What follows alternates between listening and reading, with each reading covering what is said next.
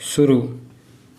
सभापति महोदय, आज इस सदन में जिस विषय पर चर्चा हो रही है वह काफ़ी महत्वपूर्ण है और हमारी भावी पीढ़ी से जुड़ा हुआ है।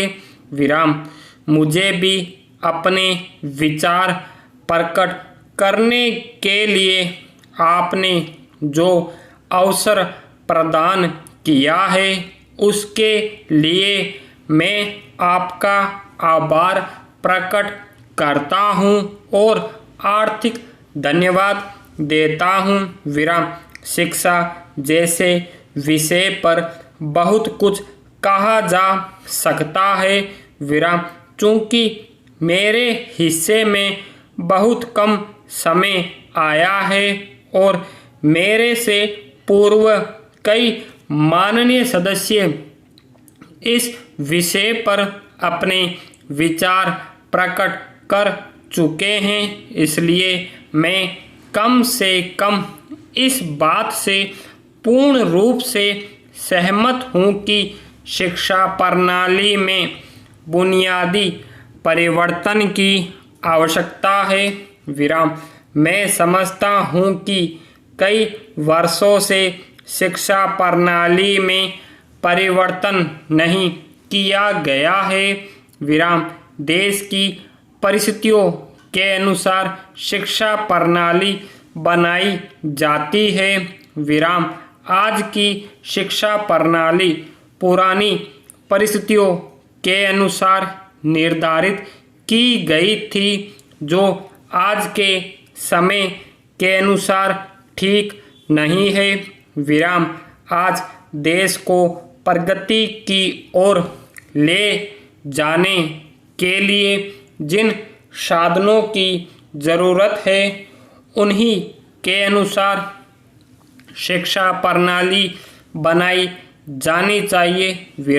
इसलिए मेरा निवेदन है कि शिक्षा प्रणाली में परिवर्तन किया जाए ताकि जो नवयुवक पढ़कर आए वे देश के विकास के लिए कार्य करने योग्य सिद्ध हो सके।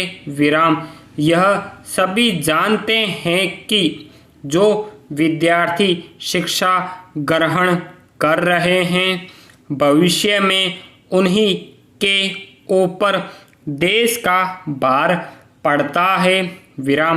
आज हम सभी को गंभीरता से यह विचार करना है कि हम किस प्रकार की शिक्षा अपने नवयुवकों को दें जिससे वे सही रूप से देश का भार संभाल सके।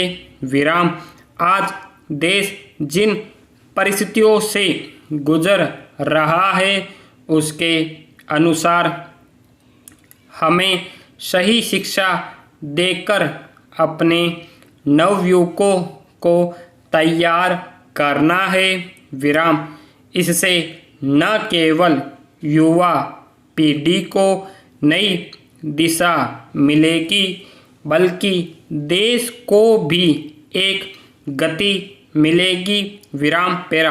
महोदय, मैं आपसे यह भी निवेदन करना चाहता हूँ कि इस महत्वपूर्ण विषय पर चर्चा के लिए अधिक समय दें ताकि सभी सदस्यों को अपने विचार व्यक्त करने का अवसर मिल सके और शिक्षा के संबंध में ऐसी नीति बन सके जिससे देश को लाभ मिल सके। मैं निवेदन करना चाहता हूँ तथा अपनी ओर से सुझाव देना चाहता हूँ कि सबसे पहले शिक्षा के बुनियादी ढांचे में परिवर्तन किया जाए, तभी देश के नवयुवकों को रोजगार संबंधी शिक्षा उपलब्ध हो सकेगी और देश से बेरोजगारी दूर हो सकेगी। विराम स्टॉप।